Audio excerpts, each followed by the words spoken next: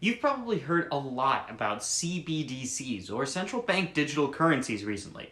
A lot of countries have been talking about launching one of their own, such as Brazil and Spain in the recent weeks. And already a handful of countries have produced one. But what are they? How do they work? Are they cryptocurrencies? Let's take a look. When examining CBDCs, it's important to understand something about fiat currency. You might say to yourself, well, most of the currency I use is digital already. I pay with a credit card or Apple Pay. My boss pays me with a direct deposit to my bank. I don't see that much physical cash. But the truth is that's not digital. There's physical cash somewhere in the system. You might not see it unless you use an ATM, but it's there. CBDCs, instead, are totally digital. There wouldn't be a physical dollar behind it. Basically, central banks are realizing that physical currency is becoming less common, and you don't need the physical dollar bill anymore. CBDCs are a way for central banks to keep up with the times, and a way for them to maintain control over their currencies, even as more and more transactions are done digitally. They are not cryptocurrencies, however, as they are still regulated by central banks. They provide the same convenience of digital transactions that cryptocurrencies do, but they are not decentralized.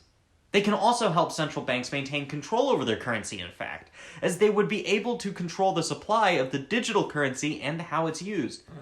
CBDCs are still relatively new, however, and there are a lot of questions to be answered about how they will work.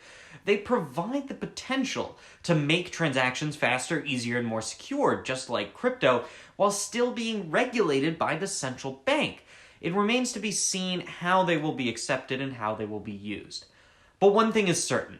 They will be an important part of the future of money, and as more and more countries adopt CBDCs, it will be important to understand how they work and how they can be used.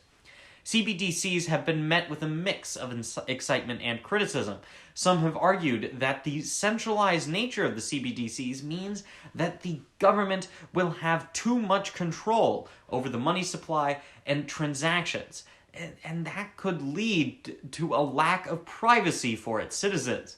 Furthermore, CBDCs could lead to negative economic impacts if the central bank makes mistakes in managing that digital money supply. Basically, CBDCs take some of the good and positives of Bitcoin and crypto, but combine it with many of the problems that come with central banking. It's an important piece, but at the end of the day, CBDCs have their place. It's important to understand their pros and cons, and to make sure that the government is not overreaching with their control of the digital money supply. I hope this video has been useful, and thanks for watching.